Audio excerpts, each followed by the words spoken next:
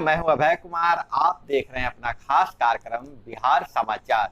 बिहार समाचार में खबरें बिहार की, बातें बिहार की, देश दुनिया की तमाम खबरें जो आपको जानना जरूरी है। बिहार समाचार में हम खबर लेते हैं सत्ता के गलियारों से, पंचायत के गलियों से और गांव के चौपालों से, जो आपके जीवन को कहीं न कहीं प्रभावित करता है। तो बिहार समाचार में हम सबसे पहले खबर लेते हैं नगर निकाय चुनाव। नगर निकाय चुनाव की अधिसूचना जारी हो गई है। जैसा कि पहले भी मैं आपको बताया था, संभावना व्यक्त किया था कि 10 अक्टूबर को और 20 अक्टूबर को चुनाव होंगे। पहले चरण 10 अक्टूबर को, 20 अक्टूबर को दूसरा चरण। लेकिन अब अधिसूचना जारी कर दी है। नगर निगम में के मेयर के सामान्य उम्मीदवारों को नामांकन के लिए 4000 देना होगा शुल्क।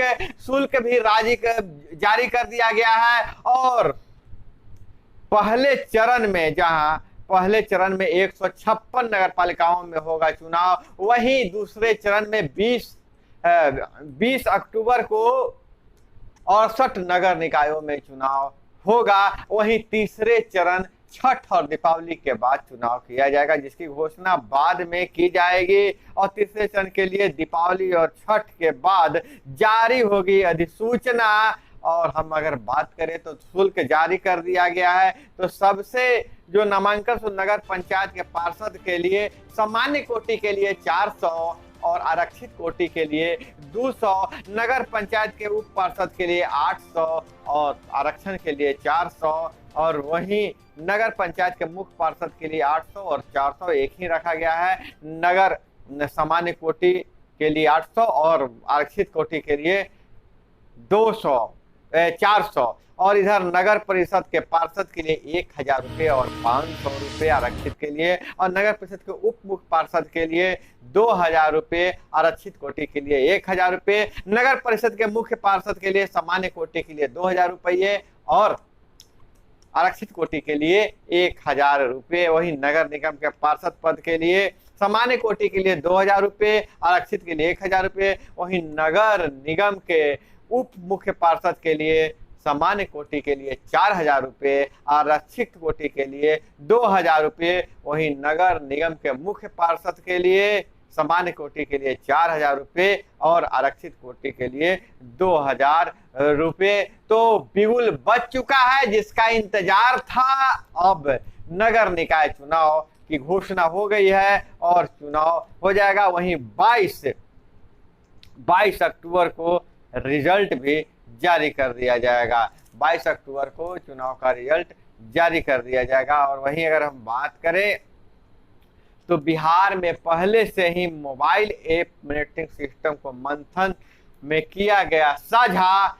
सूबे में 5900 किलोमीटर नेशनल हाईवे के निर्माण और मेंटेनेंस की मॉनिटरिंग तत्पर मोबाइल ऐप से बिहार में पहले से ही रोड मेंटेनेंस पॉलिसी लागू इंजन करते हैं रोड की निगरानी। और महागठबंधन मोदी बोले हैं महागठबंधन के विधायक बलात्कार अपहरण के सजा याफ्ता हैं। मोदी का तंज है सुशील मोदी का। वहीं संजय झा बोले जल्द ही विभिन्न विभागों में भर्तियां निकाली जाएगी। जन सुनवाई कार्यक्रम के दौरान मंत्री का बयान आया है। और वहीं अगर हम बात करें तो जो चुनाव की प्रक्रिया होगी, 17 नगर निगम पहली बार मतदाता द्वारा चुने जाएंगे मेयर। मेयर पहली बार चुने जाएंगे और 2 चरणों में होगा नगर पालिका का चुनाव। पहली बार इस चुनाव में सभी बूथों पर 3 ईवीएम का इस्तेमाल किया जाएगा। और वहीं पहली बार हो रहा है फल्गु में पानी भी नजर आ रहा है। फल्गु में पितृपक्ष का शुभारंभ हो चुका है। और इस मेले में फाल्गु नदी में गया के विष्णुपद मंदिर के बगल में फाल्गु नदी में दूर दूर से लोग पिंडदान करने आ रहे हैं। पूरे होटल फुल हो गए हैं। पंडों ने भी 50% अधिक घर रेंट पर लिए हैं। देश का सबसे बड़ा रबर डैम बना सरकार ने फाल्गु में पहुंचाया है पानी। जिला प्रशासन ने कुंभ के तट पर तैयार की है टेंट सिटी। और 3, 5, 7, 9 और 17 दीनी वाले, मतलब जो ऐसे भी पिंडदानी होती हैं जो 3 दिन, 5 दिन, 7 दिन, 9 दिन और 17 दिन तक पिंडदान करते हैं पितरों को, वो अपने लिए कमरे बुक करते हैं। वहीं इस बार 50% अधिक आएंगे पिंडदानी। गोदावरी के पुनपुन वेदी पर हुआ पिंड दान। और इधर बात करें कि 24,000 बोरिंग के नीचे जलस्तर क्वालिटी मिट्टी की होगी जांच। 24,000 बोरिंग के नीचे का जलस्तर, उस पानी की क्वालिटी और मिट्टी की जांच की जाएगी। डाटा तैयार होगा, 50 वर्षों के बाद भूजल स्तर का लगाया जाएगा अनुमान। 33 जिलों में आर्सेनिक, फ्लोराइड, आयरन का प्रभावित है। जल गुणवत्ता को लेकर तैयार होगा गूगल मैप, 45 लाख लोगों को होगा फायदा। वहीं जिउतिया पर्व के कारण अब 19 से शुरू होगा पल्स पोलियो टीकाकरण अभियान के दौरान लाखों बच्चों को खुराक देने का लक्ष्य है। हम आपको अगर बता दें कि जो पोलियो तो खत्म हो गया है, लेकिन इसमें एक बच्चा भी छूटना नहीं चाहिए और जिउतिया पर्व के बाद इसका अभियान शुरू किया जाएगा। और इधर बात करें कि गणेश पूजा समाप्ति की ओर है और विसर्जन का दौर जारी है, तो विभिन्न जगहों पर विसर्जन गणपति की मूर्ति का किया जा रहा है। वहीं लाल बाग के राजा श्रद्धा के समुद्र में विसर्जित। जी हाँ, मुंबई के लाल बाग के राजा के नाम से जाने जाते हैं गणेश भगवान।